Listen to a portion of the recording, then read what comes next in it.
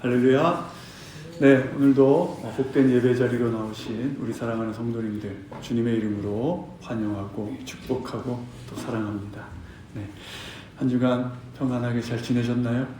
네, 잘 지내신 줄로 믿습니다. 우리는 지난 시간에 하나님 편에 서는 것이 무엇인지, 그리고 그 복된 자리를 지키는 것이 우리 인생에서 얼마나 중요한 것인지에 대해서 우리가 말씀을 나누었죠. 지난주 말씀에 등장했던 그 이스라엘 백성들은 두려움 때문에 하나님을 기억하지 못하고 결국 하나님의 반대편에 서서 우상을 섬겼던 모습 우리가 보았습니다. 이처럼 그 두려움이라는 것은 우리의 영적인 눈을 가리고, 그리고 우리가 마땅히 서 있어야 할 그 믿음의 자리를 자꾸 벗어나서 하나님의 편이 아닌 하나님의 반대편에 서게 우리를 만들죠. 그 두려움이라는 것이. 그래서 우리도 이 두려움이라는 것을 내 삶에서 멀리 해야 되는데, 솔직히 여러분들 각자 처한 모든 내 삶에 여러 가지 어려움들이 있으시죠. 그런 것들을 우리가 볼 때 두려워하지 않는다라는 것은 참 쉽지 않다라는 이런 생각이 듭니다. 그래도 우리가 교회에서 말씀도 듣고 또 말씀 읽고 묵상하면서 두려워하지 말아야겠다. 내가 이렇게 다짐하면서 그럼 내가 누구를 롤모델로 삼아야 될까? 우리 지난주 말씀에 나왔던 모세 있죠. 모세를 보면서 내가 한번 두려워하지 않을 수 있을까? 도전해 볼 때 여러분 어떤 생각 드세요? 우리가 모세를 따라갈 수 있을까요?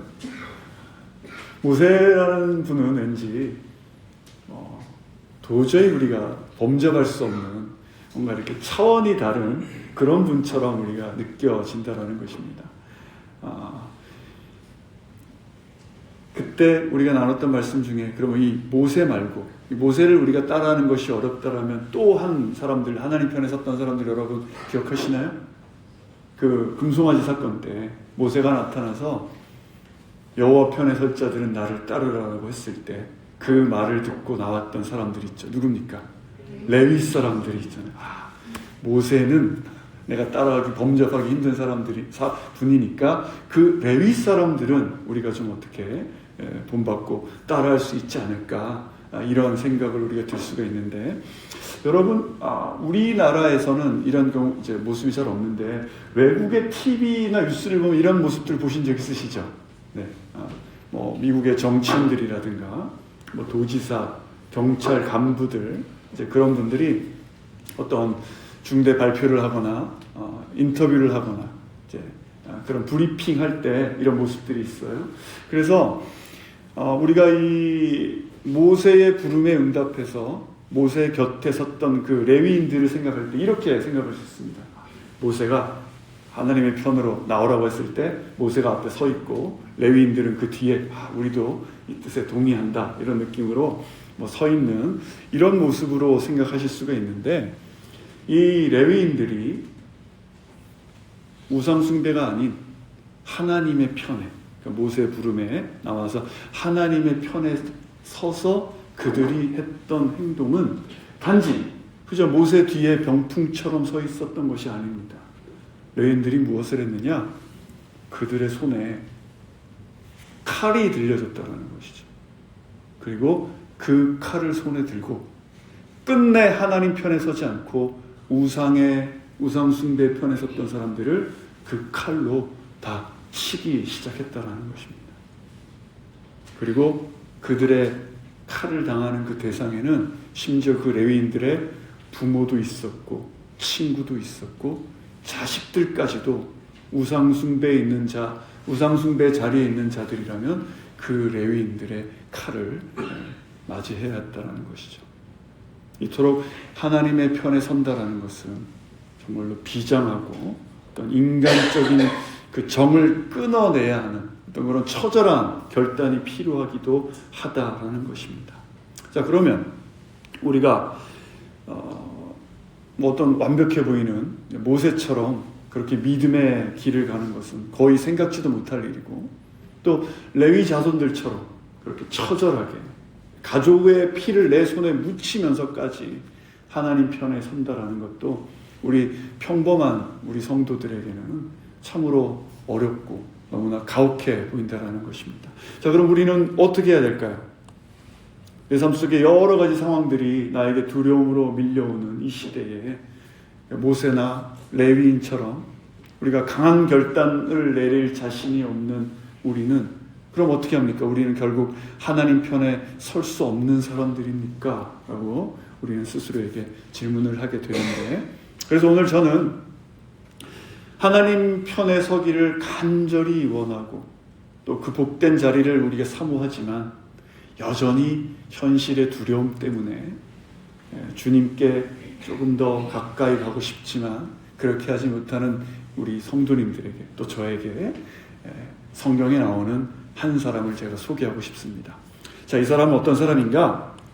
온 몸과 마음에 두려움, 근심, 걱정, 그리고 소심함, 이런 것들이, 비굴함이 온몸에 아주 가득 차 있던 사람이었어요.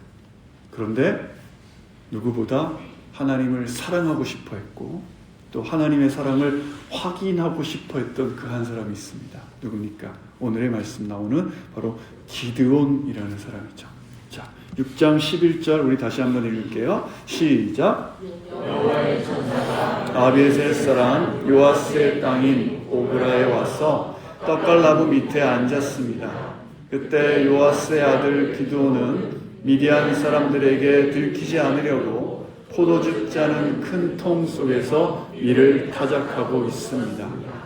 자, 여기 보시면 포도즙 짜는 큰 통이라고 나오고 타작이라고 지금 제가 빨간색으로 표시를 해놨는데, 지금 기드온이 포도주를 짜는 그 틀 속에, 땅에 이렇게 구덩이를 파고 들어가는 틀 속에 지금 들어가 있다는 거예요. 원래 타작은 어디서 합니까, 여러분?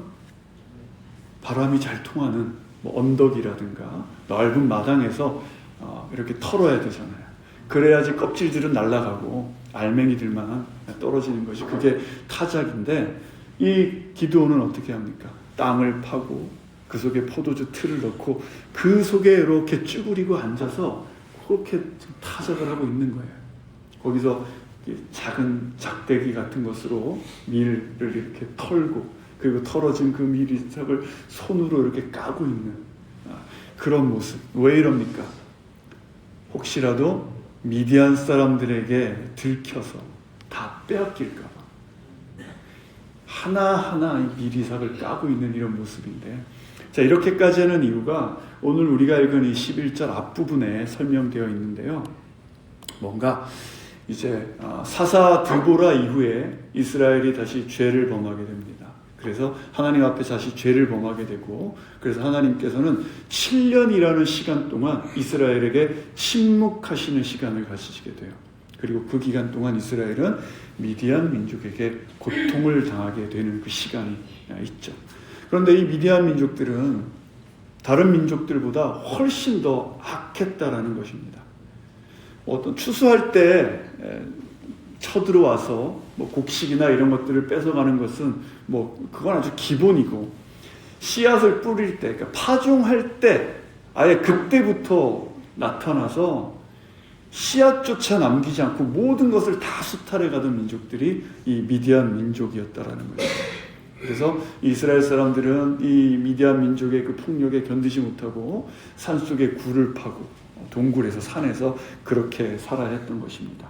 그래서 지금 기드온은 미디안들에게 들켜서 그 곡식들 다 빼앗길까 봐 조금이라도 남기려고 숨어서 타작을 이렇게 지금 하고 있는 그런 모습이죠. 그런데 그런 기드온에게 그 초라한 정말 그런 현장에 하나님의 사자가 나타나시고 도저히 믿을 수 없는 말을 12절에 해주시는데요. 12절 읽겠습니다. 시작. 여호와의 천사가 기드온에게 나타나 말했습니다.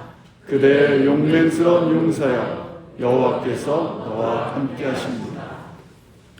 지금 미디안 사람들에게 들켜서 다 빼앗길까 봐 포도주 털에 들어가서 몰래 참 비굴하게 밀을 비비고 있는 그 겁쟁이에게 하나님의 사자가 나타나셔서 뭐라고 하십니까? 용맹스러운 용사여 라고 말을 하고 있어요. 잠깐만, 여러분이 기드온이라면 뭐 이렇게 숨어서 몰래 뭘 하고 있는데 천사가 나타나서 갑자기 하나님의 용맹스러운 용사요. 그럼 기분이 어떠시겠습니까? 뭐 대단히 뭐 잘못하다가 들킨 사람처럼 화들짝 놀라지 않으실까요?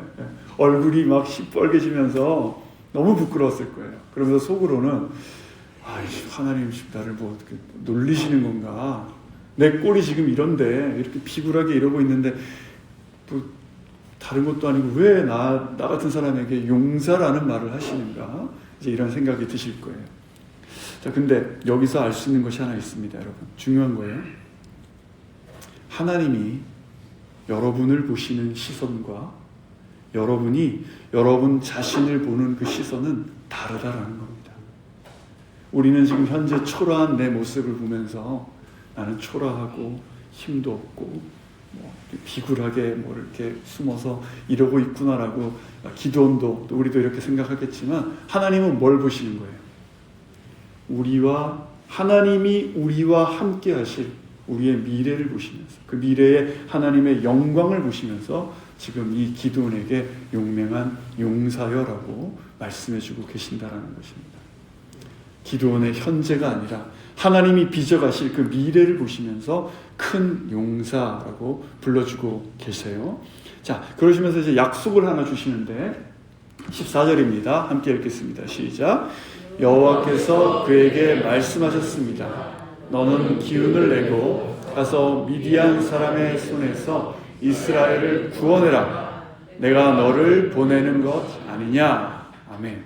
자, 우리 하임의 성도님들이라면 이런 약속, 하나님의 말씀을 받았을 때 어떻게 반응하실까요? 아멘.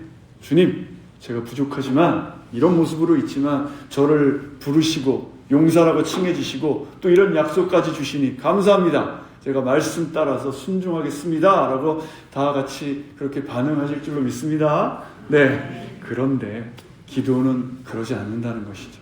너무나 현실적인 얘기를 15절에서 하는데요. 읽을게요. 시작. 기드온이 그에게 말했습니다. 내 주여, 내가 무엇으로 이스라엘을 구원할 수 있겠습니까? 보십시오. 내 집안은 므낫세 가운데 가장 작고 나는 내 아버지 집에서 가장 어린 사람입니다. 자, 이 말은 우리 요즘 말로 풀었으면 이런 거예요. 하나님, 우리 집안은요, 흙수저 중에서도 흙수저고 그 집안에서도 제가 제일 못난 놈이에요. 그런데 저에게 뭘 하라고요? 우리 민족을 구원하라고요? 용서라고요? 못해. 절대 못해요. 이렇게 현실을 지금 말하고 있는 것입니다. 자, 그랬을 때 이 기드온의 거절을 들으신 하나님께서는 16절에서 내가 너와 함께 하겠다라고 이런 말씀을 하시는데, 이 기드온의 이 소심함, 두려움이라는 것은 아무리 하나님이 용사다, 함께한다 이런 말씀을 주셔도 없어지지가 않아요. 의심과 불안과 걱정, 두려움은 계속해서 이어지죠. 그러면서 기드온이 어떻게 반응을 하느냐? 그래요? 하나님 정말 저를 그렇게 보신다라면, 그 말씀이 진짜라면 제가 믿을 수 있게 표징을 하나 좀 보여주십시오라고 말을 합니다. 증거를 부탁한다라는 것이죠. 그러면서 뭘 부탁하느냐? 제가 가서 지금 우리 하나님의 사자에게 드릴 예물을 준비해 올 테니까 좀만 좀 기다려 달라라고 이렇게 말을 해요. 자, 여러분, 피조물이 우리 창조주 하나님이시잖아요. 피조물이 지금 창조주신 하나님께 뭐라고 말을 하고 있습니까? 내가 당신 확인할 게 있으니까 여기 좀 잠시만 기다려주세요. 지금 그렇게 얘기를 하는 거예요. 잠시만, 내가 확인할 게 있으니까 잠시만 기다려달라는 이런 좀 어떻게 보면 상당히 무례한 태도를 보이고 있는데, 그럼에도 우리 하나님의 사자는 그 요구를 들어주시는데, 자, 예물을 가져온다고 했잖아요. 뭘 가져오느냐? 막 달려가서, 주방으로 달려가서 염소 새끼 한 마리를 이제 요리를 하고, 또 빵을 굽고, 또 그 염소 새끼로 한마디로 탕이죠. 국물 요리, 어떤 정식 같은 코스 요리를 만들어서 가지고 옵니다. 여러분들 댁에서 라면 하나를 끓이셔도 시간이 어느 정도 되시나요? 이렇게 찬장을 열고 오늘은 신라면을 먹을까 짜파게티를 먹을까 이거 고민하는데도 시간이 좀 가잖아요. 그죠? 그리고 물 끓이시고 뭐 상 차리고 해도 한 10분은 이제 지나갈 텐데, 이 당시에 염소고기를 요리하고 국물을 내고 빵을 만들고 시간이 한참 걸리지 않았겠습니까? 그런데 하나님의 사자는 이 기드온의 이 불안한 마음이 진정될 수 있도록 그 시간을 묵묵히 기다려 주신다는 것이죠. 그리고 마침내 기드온이 그 음식을 가지고 왔을 때 이 하나님의 사자가 시키는 대로 음식을 바위 위에 이렇게 올려놓으라고 해요. 그래서 기드온이 바위 위에 올려놨더니 갑자기 바위에서 불이 확 올라오면서 그 음식을 다 태워버리는 그런 놀라운 표징을 보여주십니다. 자, 이런 일을 여러분 목격했다라면 마음에 무엇이 올라오겠습니까? 믿음이 확 올라오지 않으실까요? 아멘! 역시 하나님이 보내신 사자가 맞구나. 나를 용사로 이제 쓰시겠구나. 이런 생각이 들 텐데, 기드온의 반응은 변함없이 계속해서 두려움이었습니다. 자, 22절입니다. 읽겠습니다. 시작. 그가 여호와의 천사였음을 기드온이 깨닫고 말했습니다. 주 여호와여, 내가 여호와의 천사의 얼굴을 보았습니다. 자, 이 말씀은 여러분 이렇게 읽으셔야 돼요. 주 여호와여, 내가 여호와의 천사의 얼굴을 보았습니다. 이렇게 읽으시는 게 아니고, 주 여호와여, 내가 여호와의 천사의 얼굴을 보았습니다. 이렇게 좀 두렵게 읽으셔야 돼요. 왜냐? 이 당시에는 하나님의 천사의 얼굴을 직접 본 사람은 죽게 된다라는 그런 생각들이 사람들 속에 있었기 때문에, 뭐 음식을 해오면서 당신이 하나님의 사자이냐, 그 메시지가 정말 하나님이 보내신 거냐 좀 증명해 보여달라고 말을 해서 하나님의 사자라는 것을 보여줬더니 이제는 하나님의 사자를 봤다. 난 이제 죽는구나 라면서 두려워 떨고 있다라는 것이죠. 이렇게 계속해서 무서워하는, 죽을까봐 무서워하는 이 기드온에게 하나님께서는 23절에서 바로 이렇게 말씀하십니다. 읽겠습니다. 시작. 그러나 여호와께서 그에게 말씀하셨습니다. 안심하라, 두려워하지 마라. 너는 죽지 않을 것이다. 네, 이제 그제서야 죽지 않겠다라고 하는 그 말을 듣고 나서야 이제 제단을 세우고 그곳을 뭐라고 부릅니까? 여러분들이 아시는 하나님의 그 호칭 중에 어찌 보면 가장 좋아하시는 것 뭘까요? 여호와 샬롬이라고 그것에 명칭을 하게 되죠. 자, 제단도 쌓았어요. 그것을 여호와 샬롬이라고 부릅니다. 하나님의 약속도 받고 뭐 표징도 보고 바위에서 불이 올라오는 것도 보고 천사를 봐도 죽지 않고 뭔가 모든 것이 다 된 것 같아요. 기드온의 두려움은 이제 사라졌을까요? 아니에요. 제단을 쌓은 후에 하나님께서는 기드온에게 말씀하세요. 돌아가서 너희 아버지가 섬기는 이 우상 바알의 제단과 아세라상을 다 찍어 없애버리라고, 파괴하라고 이제 명령을 딱 주세요. 우리 하임의 성도님들 같으면 그래, 하나님이 나와 함께 하신다고 하셨으니까 내가 가서 지금 당장 가서 우리 아버지의 그 우상을 다 파괴해버리자라고 생각할 텐데, 기도는 역시 그러지 못하죠. 우상을 파괴하긴 하는데 아버지가 두려워서, 또 가문 사람들이 두려워서 밤에 몰래 가서, 아주 몰래 가서 들키지 않으려고 몰래 가서 그 일을 행하게 됩니다. 기드온의 마음 깊숙이 자리 잡고 있는 그 두려움이라는 것은 이제까지 계속 사라지지 않고 회복되는 듯 했다가 다시 올라오고 이런 모습을 보여주게 되죠. 자, 그러다가 이어서 미디안과 아말렉 연합군이 이스라엘을 쳐들어오게 되는데, 이번에는 그 기드온에게 하나님의 영이 임하셔서 기드온이 용맹스럽게 군사들을, 이제 전쟁을 할 군사들을 모으게 되는데, 그 과정 중에서도 또 기드온의 두려움은 재발하게 됩니다. 그리고 여기서 여러분들 너무나 잘 아시는 양털 시험이라는 것이 나오게 되죠. 여러분 양털 시험 아시죠? 네. 저는 어릴 때 이 양털 시험에 관한 말씀을 읽었을 때, 제가 말씀을 읽은 건지 아니면 설교 시간에 들은 건지 모르겠지만, 이 말씀을 이제 대했을 때, 아니 이 사람은 이래도 되나? 하나님께 이렇게 불손하게 이런 것까지 부탁해도 되나? 저는 이제 그런 생각이 들었는데, 우리 혹시 모르실 분들 계시니까 양털 시험, 요즘 같으면 이런 겁니다. 우리 이장로님, 여러분 이장로님 어제부로 할아버지가 되셨대요. 축하드리고요. 이제 할아버지가 되신 우리 이장로님께서 이제 지난주인가요? 우리 예쁜 차를 한 대 사셨죠. 그 차를 타시고 손자도 태어나고 기분 좋게 손자를 이제 보러 운전을 하고 가시고 있는데 그 차 창문에 뭐가 묻었어요. 시커먼 게. 워시액으로 닦아도 이게 닦이지 않는 겁니다. 그 손자를 보러 가야 되는 그 급한 마음에 차를 세우고 닦을 수도 없잖아요. 그래서 운전 중에 기도를 하십니다. 우리 장로님이. 하나님, 제 안유리창에 뭐가 묻었는데 제 주위의 차들은 건드리지 마시고 제 차에만 하늘에서 시원하게 비를 내려주셔서 제 이 창문 좀 깨끗하게 해주시옵소서 라고 기도했더니 정말 하늘에서 비가 장로님 차에만 쫙 쏟아져서 창문이 깨끗해지는 거예요. 옆에 있던 권사님하고 두 분이 놀라셔가지고 어머 이게 무슨 일이야, 이게 진짜야 막 그러면서 잘 안 믿어지니까 하나님 솔직히 잘 안 믿어지는데 그러면 이번에는 저희 차만 빼고 주위에 있는 다른 차에게 한번 비를 쫙 내려주시면 제가 정말 믿을게요. 한번 그렇게 해주세요. 그랬더니 이번엔 억수 같은 비가 장로님 차만 빼고 주위에 있는 차 위에 비가 쏟아지는 겁니다. 그렇게 비가 내리는데 장로님 차는 뽀송뽀송하다라는 것이죠. 네, 바로 그 내용이 사사기 6장 36절부터 40절에 나오는 기드온이 하나님에게 했던 그 양털 시험이죠. 양털만 적고 뭐 마당만 적고 바로 이제 그 내용인데 하나님의 영이 임해서 군사들을 모으긴 했지만 다시 두려움에 빠졌던 그 기드온의 말도 안 되는 그런 간구, 하나님을 시험하는 그것을 하나님께서는 들어주셨다라는 것이죠. 하나님의 사자를 보았기 때문에 죽을까?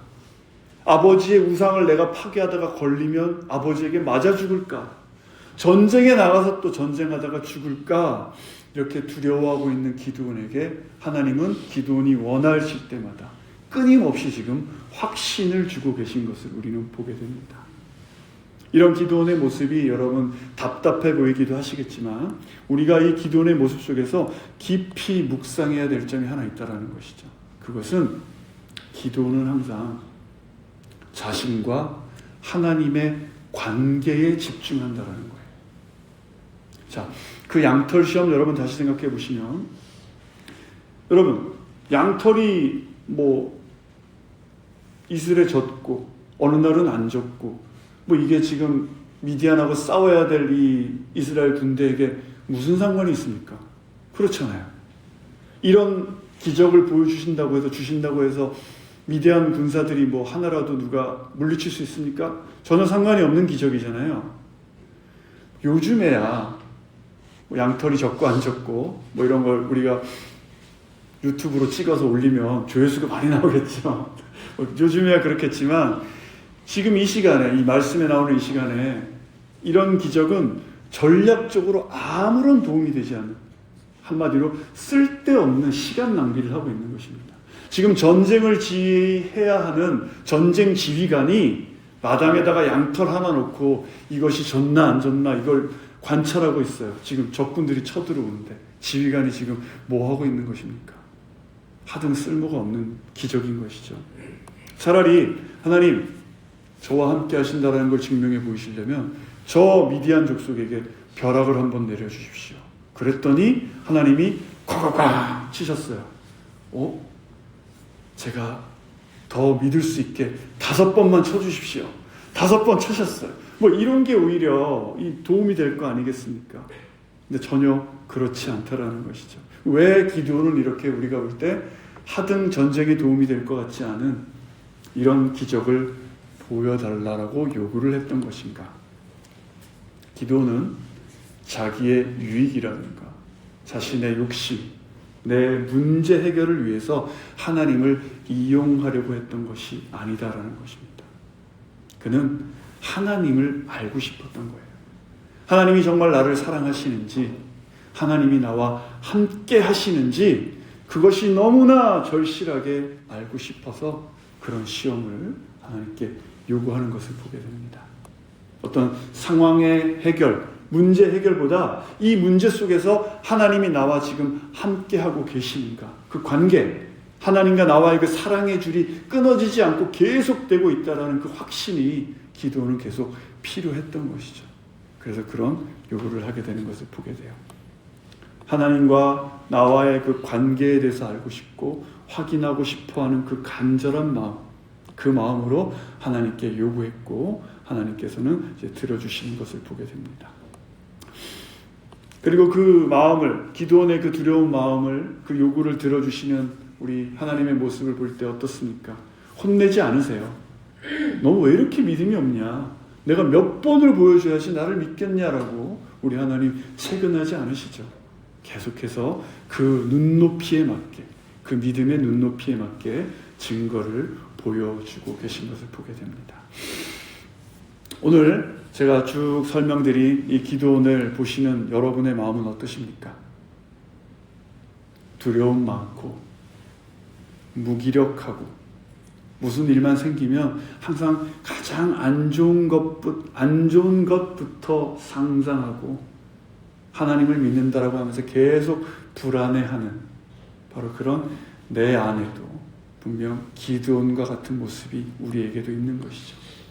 겉으로는 믿음 좋은 척하지만 담대한 척 살아가고 있지만 속으로는 실패할까봐 잃어버릴까봐 전전긍긍하는 겁쟁이 같은 모습, 바로 기드온의 모습이 우리의 모습이다라는 것입니다. 하지만 오늘 말씀은 우리에게 놀라운 위로를 주시는데요, 그 기드온이 하나님을 찾을 때마다 우리 하나님 어떻게 하셨습니까? 꾸짖지 않으셨습니다. 성내지 않으셨습니다. 응답해 주셨고 위로해 주셨고 또 그 삶을 이끌어 주시는 우리 하나님을 오늘 말씀에서는 보여주고 계신 거예요. 기드온처럼 걱정과 근심과 두려움 속에 있으신 분들, 여러분들 분명히 계실 겁니다. 여러분에게 말씀드리겠습니다. 여러분, 여호와 샬롬입니다. 하나님의 그 평안이, 하나님의 함께 하심이 여러분의 삶 속에 분명히 함께 하시는 줄로 믿습니다. 만약 제가 이 여호와 샬롬, 하나님이 여러분과 함께 하신다라는 이 말씀 믿기 힘드시다라면 이 하나님의 약속을 받고도 믿지 못해서 한낱 그 양털 같은 것으로 하나님을 시험하려고 했던 그 기드온의 연약함, 또 그 기드온의 불안한 마음을 아시고서도 말도 안 되는 요구를 끝까지 들어주신 우리 하나님을 여러분들 기억하시기를 바라요. 힘드실 때마다 이 돌아가셔서 이 사사기 6장 꼭 다시 한번 묵상해 보시기를 바랍니다. 그렇다고 제가 여러분께 기드온처럼 어디서 우리는 양이 없으니까 고양이 털이라도 구해서 하나님 시험하라는 그런 말씀 아닙니다, 여러분. 네, 그런 말이 아니에요. 우리가 그런 억지를 쓴다고 하나님이 움직이시는 그런 분 아닙니다. 우리가 믿음이 없어서 흔들릴 때, 두려워서 주저앉아 있을 때, 하나님은 나를 끝까지 포기하지 않는다라는 것. 그 하나님의 사랑을, 말씀을 토대로 해서 기억하셨으면 좋겠다라고 여러분께 말씀드리고 있는 것입니다. 힘든 상황과 두려움 속에 계신 우리 성도님들, 답은 나와 하나님과의 관계 안에 있습니다. 기드온이 위대해서 승리한 것이 아니잖아요. 하나님이 함께 하셨기 때문에 그가 승리한 줄로 믿습니다. 우리는 모세처럼 또 레위 자손들처럼 강하지 않습니다. 기드온처럼 약하고 부족합니다. 그래도 돼요, 여러분. 우리의 모습이 그렇기 때문에. 하지만 하나님께서는 우리가 그 두려움 속에, 무기력함 속에 계속 머물러 있는 것은 하나님이 우리에게 원치 않으신다라는 것입니다. 처음에 기드온이 어디 있었죠? 작은 포도주 틀 속에 있었잖아요. 여러분도 여러분을 올가매고 있는 그 포도주 틀에서 나오시기를 바랍니다. 내가 끊어야 할 죄가 있으십니까? 그 죄를 끊어내시고 포도주 틀에서 나오십시오. 내가 감당해야 할 사명의 자리가 있지 않습니까? 포도주 틀에서 나오셔서 그 사명의 자리로 한 걸음 내디디시는 우리 성도님들 되시기를 바랍니다. 내가 큰 용사라서 그 믿음의 한 발걸음을 내딛는 것이 아니라 용사이신 하나님이 내 뒤에 계시기 때문에 우리는 그 믿음의 길, 그 발걸음 내디딜 수 있는 줄로 믿습니다. 이 믿음의 발걸음 위에 세상이 줄 수 없는 여호와 샬롬의 은혜가 임하게 될 줄로 믿습니다. 그 평안함과 그 믿음이 한 주간의 여러분의 삶에 가득하시기를 주님의 이름으로 축원합니다. 기도하겠습니다.